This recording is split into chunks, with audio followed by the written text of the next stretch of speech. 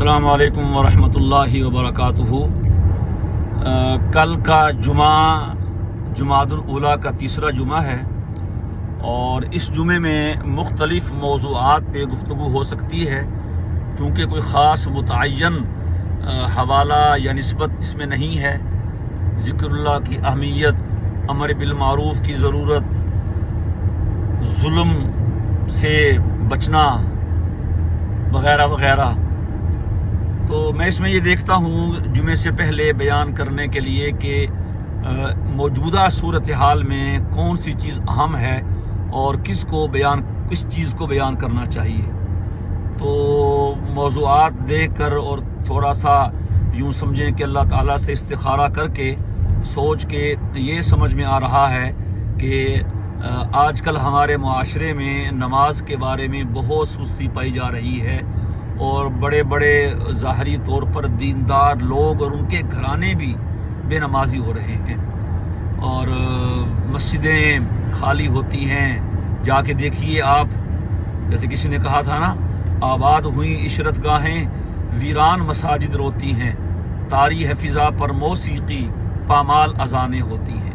یہی صورتحال ہے۔ فجر کے نماز میں دیکھنا چاہیے کیا صورتحال ہوتی ہے ہر شہر میں، ہر محلے میں، اس کو بخوبی دیکھا جا سکتا ہے۔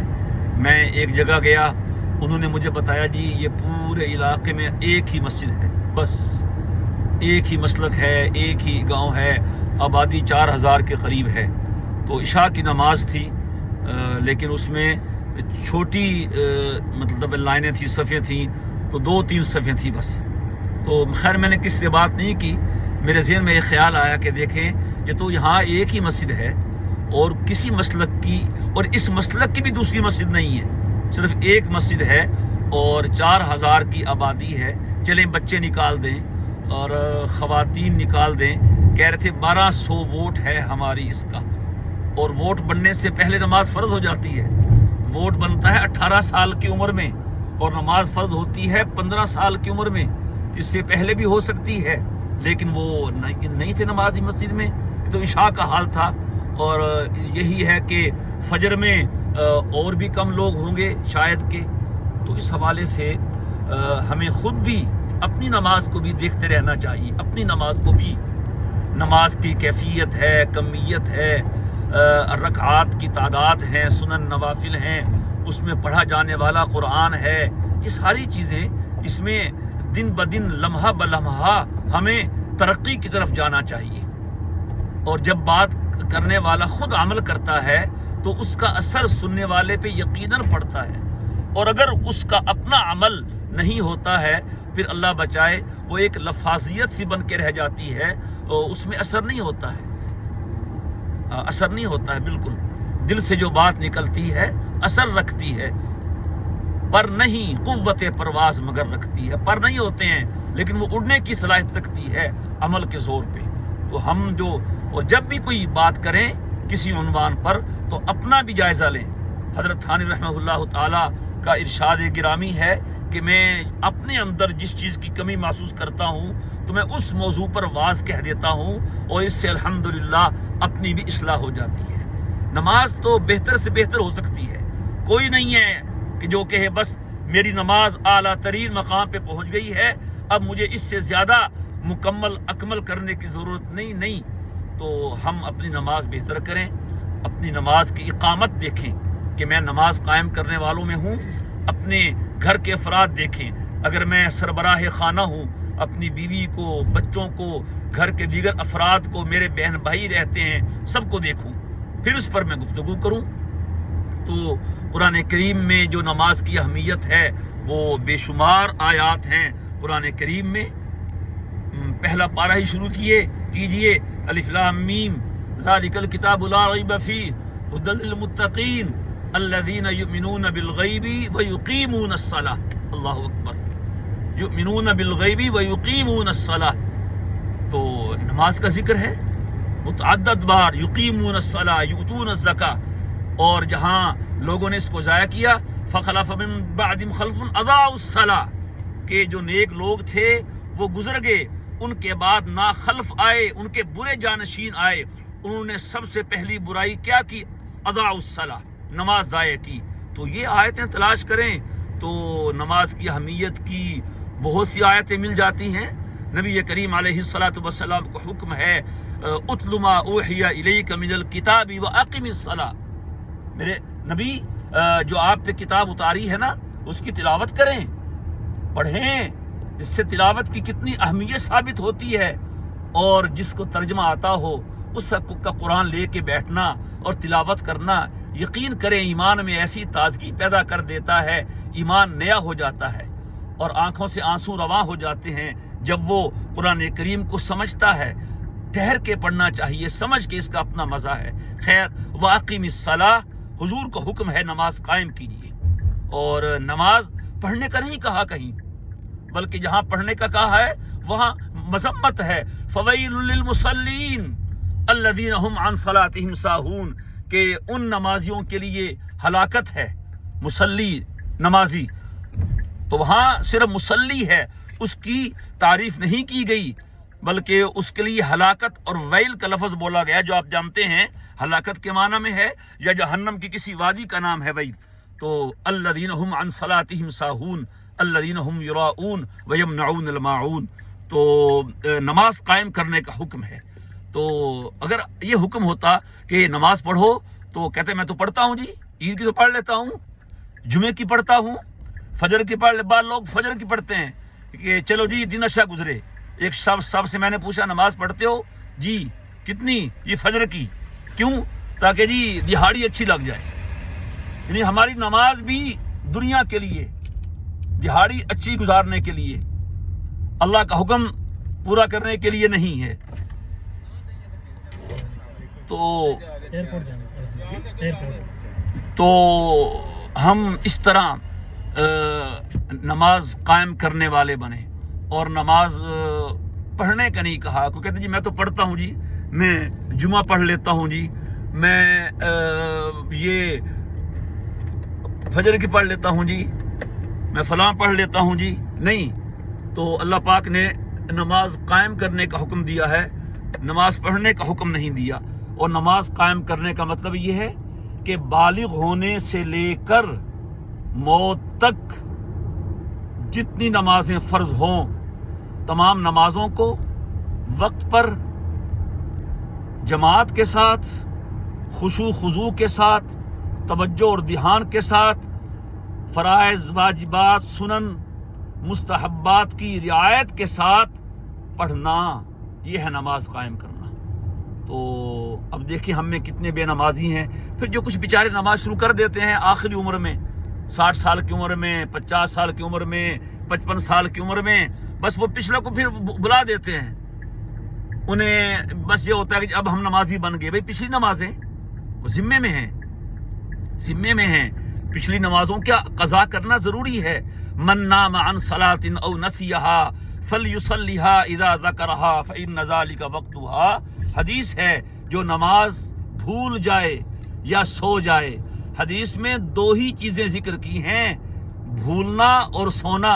اس میں اشارہ ہے کہ اگر مومن کی نماز چھوٹتی ہے تو دو وجہ ہوتی ہیں، تیسری کوئی نہیں۔ بھول جاتا ہے، پتہ نہیں چلا، یا سو گیا پتہ نہیں چلا، کیونکہ دونوں چیزیں اختیار میں نہیں ہیں۔ اس کا مطلب یہ ہوا کہ عمدن، جان بوجھ کر نماز چھوڑنا یہ مسلمان سے ممکن ہی نہیں ہے۔ بھول گیا، ہو جاتا ہے۔ الخطأ رفع عن امتی الخطأ والنسیان، بھول چوک معاف ہے، کہتے ہیں نا بھول چوک معاف ہے۔ تو جب یاد آئے یا جب جاگ آئے تو پڑھ لے۔ اس سے معلوم ہوا کہ قضا نماز کا پڑھنا ضروری ہے۔ نبی کریم علیہ الصلوۃ والسلام کی غزوہ خندق کے موقع پہ 4 نمازیں قضا ہوئیں، وہ آپ نے ساری قضا کی۔ تعریس کی رات آپ واپس آ رہے تھے ایک سفر سے، آخری شب میں قیام کیا، اور لمبا واقعہ ہے۔ حضرت بلال سے کہا بلال تم جاگتے رہو، جو ہی پو پھٹے ہمیں جگا دینا۔ تو بلال کہتے ہیں میں بھی سہارا لے کے میں بیٹھ گیا، اور میرا جو منہ تھا وہ تھا مشرق کی طرف، اور میں نے کہا جو ہی سورج نکلے گا، وہ اپنا صبح صادق نمودار ہوگی، میں جگا دوں گا۔ وہ بھی سو گئے اور اٹھے کب؟ جب سورج کی شعاعیں آنکھوں میں پڑنے لگی۔ نبی کریم علیہ الصلوۃ والسلام سب سے پہلے بیدار ہوئے۔ آپ نے بلال سے کہا بلال یہ کیا؟ تو بلال نے کہا حضرت جو چیز آپ پہ غالب آئی وہی مجھ پہ بھی غالب آ گئی۔ پھر آپ وہاں سے آگے گئے اور سب سے پہلا کام یہی کیا، آپ نے نماز کی قضا کی۔ تو کچھ لوگ کہتے ہیں قضا کی ضرورت نہیں ہے جی، بس کافی ہے کہ جو ہے نا وہ قضاء عمری پڑھ لو، رمضان کے آخری جمعے میں توبہ کر لو، کچھ نہیں ہے، نماز کے بدلے میں نماز ہی ہے بھائی، نماز پڑھنی پڑے گی، نماز پڑھنی پڑے گی۔ تو گزشتہ سالوں کی نمازوں کا حساب کریں، صلو قبل ان تصلو، نماز پڑھو قبل ان تصلو، اس سے پہلے کہ تم نماز پڑھے جاؤ، لوگ تمہیں آگے رکھ کے تمہاری نماز پڑھیں، تم نماز پڑھو۔ اور اس کی اہمیت بہت زیادہ ہے۔ ان الصلاۃ تنہی عن الفحشاء والمنکر، کچھ لوگ اعتراض کر دیتے ہیں جی قرآن کہتا ہے نماز بے حیائی سے روکتی ہے، نماز برے کاموں سے روکتی ہے۔ ہم نے بڑے بڑے نمازی دیکھے ہیں جی، وہ نماز بھی پڑھتے ہیں اور وہ برے کام بھی کرتے ہیں، دھوکہ بھی دیتے ہیں، جھوٹ بھی بولتے ہیں وغیرہ وغیرہ۔ تو اس کے بہت سے جواب ہیں۔ اس کا ایک جواب تو یہ ہے کہ قرآن کریم نے یہ نہیں کہا کہ نمازی برا کام نہیں کرتا، قرآن کریم نے کہا ہے نماز روکتی ہے۔ ان الصلاۃ تنہی عن الفحشاء والمنکر، نماز روکتی ہے۔ تو کوئی رکتا ہے کوئی نہیں رکتا، ماں تو ایک کام کرنے کو کہتی ہے تو ماں کا کیا قصور ہے؟ کوئی بیٹا مانتا ہے کوئی نہیں مانتا، تو نماز روکتی ہے، کوئی رکتا ہے کوئی نہیں رکتا۔ کون رکتا ہے اور کون نہیں رکتا؟ جس کی نماز طاقتور ہے، مضبوط ہے، نماز اس پہ اثر کرتی ہے، وہ رکتا ہے، اور جس کی نماز کمزور ہے وہ نہیں رکتا۔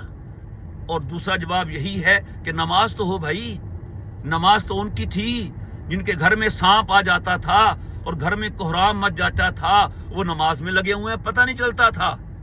جب سلام پھیرتے تو بیوی سے کہتے کیا ہوا، خیر تو تھی، کوئی شور ہو رہا تھا؟ اس نے کہا اللہ آپ پہ رحم کرے، بچے کی جان جا رہی تھی، سانپ آ گیا تھا، اور آپ کہہ رہے ہیں کہ شور ہو رہا تھا۔ انہوں نے کہا ہاں اصل میں مجھے پتہ نہیں چلا، میں نماز میں تھا۔ یہ نماز ہے نا، یہ نماز روکتی ہے۔ ایسی نماز لائیں تو پھر بتائیں کہ کون ایسا نمازی ہے جو ایسی نماز کے بعد برے کام کرے، بے حیائی کے کام کرے؟ کوئی نہیں ہے۔ تو خیر اس کے بعد یہ ہے کہ جو ذمہ داری بنتی ہے، وَأْمُرْ أَهْلَكَ بِالصَّلَاةِ وَاصْطَبِرْ عَلَيْهَا، گھر والوں کو حکم کرو اور خود بھی نماز پڑھو۔ آج کم لوگ ہیں جو گھر والوں کو حکم کرتے ہیں، خود پڑھنے والے نہیں ہیں۔ مسجد تو بنا دی شب بھر میں ایمان کی حرارت والوں نے، من اپنا پرانا پاپی ہے، برسوں میں نمازی بن نہ سکا۔ تو یہ ہم دیکھیں اور اپنے گھر میں دیکھیں، میرے بچے، میری بیوی، میرے بہن بھائی، میں گھر کا سربراہ ہوں، میرے زیر کفالت کتنے لوگ ہیں؟ صرف انہیں رہائش دینا، انہیں کپڑے دینا، انہیں کھانا دینا میری ذمہ داری نہیں ہے، ان کی نماز کی فکر کرنا، ان کی دینداری کی فکر کرنا بھی میری ذمہ داری ہے۔ بچہ ٹھیک ہے، کھیلتا ہے، کودتا ہے، ہنستا ہے، روتا ہے، کھانا نہیں کھایا ایک وقت کا، کھانا نہیں کھایا دوسرے وقت کا، ماں بھی پریشان ہے، باپ بھی پریشان ہے، اسے لے جاتے ہیں چلڈرن اسپیشلسٹ کے پاس، فیس بھرتے ہیں، لائن میں لگتے ہیں، باری کا انتظار کرتے ہیں، کیا ہوا ڈاکٹر صاحب ہمارا بچہ کھا نہیں رہا۔ تو بچہ ہفتے سے نماز نہیں پڑھ رہا، 18 سال کا ہو گیا نماز نہیں پڑھ رہا، 10 سال سے نماز نہیں پڑھ رہا، نہ ماں کو فکر ہے نہ باپ کو فکر ہے۔ اور کیا ہے حدیث میں حکم، مرو اولادکم بالصلاۃ وہم ابناء 7 واضربوہم وہم ابناء 10، کہ اپنی اولاد کو نماز کا حکم کرو جب ان کی عمر 7 سال ہو جائے۔ 7 سال کا ہو بیٹا نماز پڑھو شاباش، بیٹے نماز پڑھو شاباش، دیکھ لیا کبھی پڑھ لی کبھی نہ پڑھی، بس کہتے رہو کہتے رہو۔ واضربوہم وہم ابناء 10، 7 8 9 3 سال ایکسرسائز کے ہیں، مشق کے ہیں، نماز سکھانی ہے، نماز پہ لانا ہے، صفوں میں لے جانا ہے، بچوں کو گھر میں نماز پڑھانی ہے۔ جب 10 سال ہو جائیں، وَضْرِبُوهُمْ وَهُمْ أَبْنَاءُ 10، 10 سال کی بچی ہو جائے، بچہ 10 سال کا ہو جائے، اب نماز نہ پڑھے، اب صرف کہنے پہ اکتفا نہ کرو، سرزنش کرو، تنبیہ کرو، انہیں کچھ لگا دو۔ حدیث میں تو وَضْرِبُوهُمْ، ضرب لگانے کو، مارنے کو کہتے ہیں، اتنا تاکیدی حکم ہے۔ 10 سال کے بعد بالغ ہوگا جا کے 12 سال میں 13 سال میں، لیکن 10 سال کے بعد نماز نہ پڑھنے پہ حدیث میں مارنے کا حکم ہے۔ کون ہے ایسا باپ، کون ہے ایسی ماں جو اپنے بچوں کو 10 سال کا ہونے پہ نماز نہ پڑھنے پہ ان کی تنبیہ کرتی ہیں؟ جب آپ طلبی کرتی ہیں، رات کو ان کی کلاس لیتی ہیں. ہمارے ہاں تو ماحول ہی ایسا نہیں رہا ہے. اور پھر ہمیں بھی چاہیے یہ بتائیں لوگوں کو کہ اپنی عمر دیکھیں اور اپنی نمازیں دیکھیں. عمر کتنی ہے؟ 40 سال، 30 سال، 35 سال، 50 سال، 55 سال، 60 سال. بالغ کب ہوا تھا؟ حساب کریں. بلوغت کا زمانہ، علامات بلوغت ہیں، علماء نے لکھے ہیں. بچوں کے الگ ہیں، بچیوں کے الگ ہیں.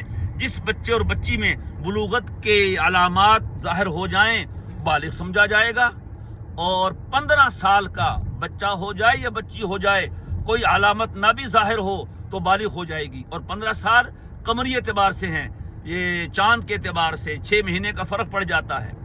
اور اس سے پہلے 12 سال کے بعد بچہ بالغ ہو سکتا ہے.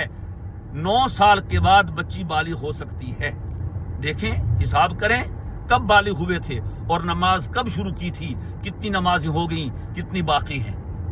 اس کا حساب کریں اور اس کی قضا کریں. قبر قریب ہے، سفر قریب ہے.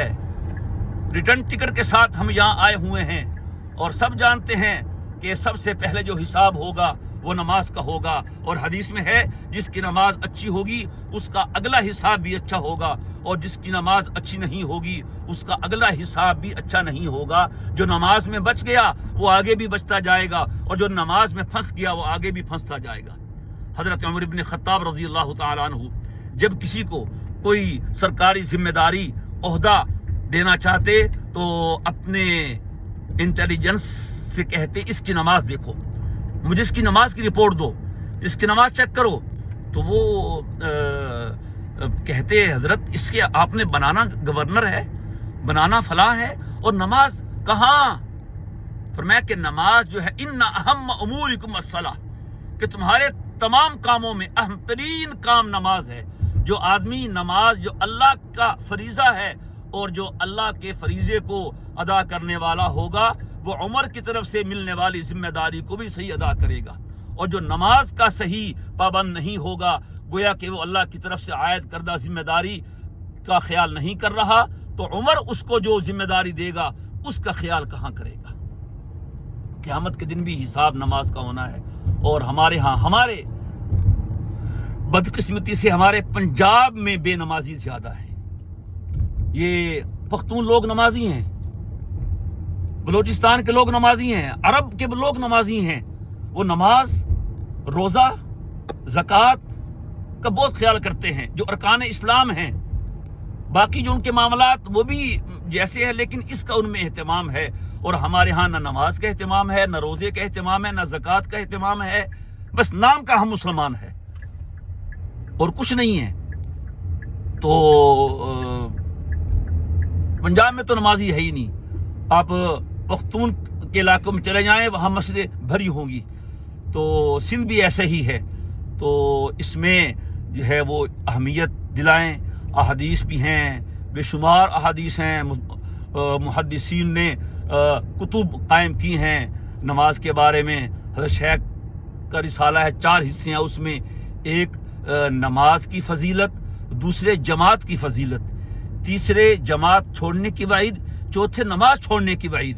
اس پہ آپ اپنا موضوع مکمل کر سکتے ہیں. اور یہ نماز کے بارے میں بہت سا مواد ہے. اللہ تبارک و تعالی ہم سب کو سچا نمازی بنائے، پکا نمازی بنائے. یقین کیجئے گا نماز ٹھیک ہوتی رہے گی، ہونے سے ہوتی رہے گی. اس کی جو بہتری ہے، ہر چیز اپڈیٹ ہو کے اپنے انتہا کو پہنچ سکتی ہے، لیکن نماز وہ چیز ہے اس کی اپڈیٹنگ چلتی رہے گی آخر تک.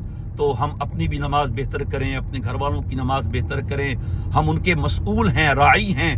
تو اللہ تبارک و تعالی ہم سب کو، پوری امت کو نمازی بنائے. کہتے ہیں کہ 2.5% نمازی ہے مسلمان، 2.5% کلمہ پڑھنے والا، 3% 4 کر لیں، باقی بے نمازی ہے. یہ جو وبائیں ہیں، بلائیں ہیں، یہ پریشانی امت مسلمہ پہ حالات ہیں، دن بدن یہود و نصارہ کا غلبہ اور قبضہ ہوا جا رہا ہے. کہ اللہ نہیں ہے ہمارا، لیکن ہم اللہ کے ہیں تو اللہ ہمارا ہے نا. اور اللہ کا ہونے کے لیے سب سے پہلے ہمیں اس کے آگے جھکنا ہے، اس کو اپنا، اس کا ہونا بتانا ہے، اور اس کے لیے نماز ہے. اللہ تبارک و تعالی ہم سب کو نمازی بنائے. اور جو نماز کا سجدہ ہے یہ اللہ کے قرب کا اعلیٰ ترین درجہ ہے. وہ کسی نے کہا ہے نا، وہ ایک سجدہ تو جسے گراں سمجھتا ہے، ہزار سجدوں سے دیتا ہے آدمی کو نجات۔ وآخر دعوانا الحمدللہ رب العالمین۔ السلام علیکم ورحمۃ اللہ وبرکاتہ۔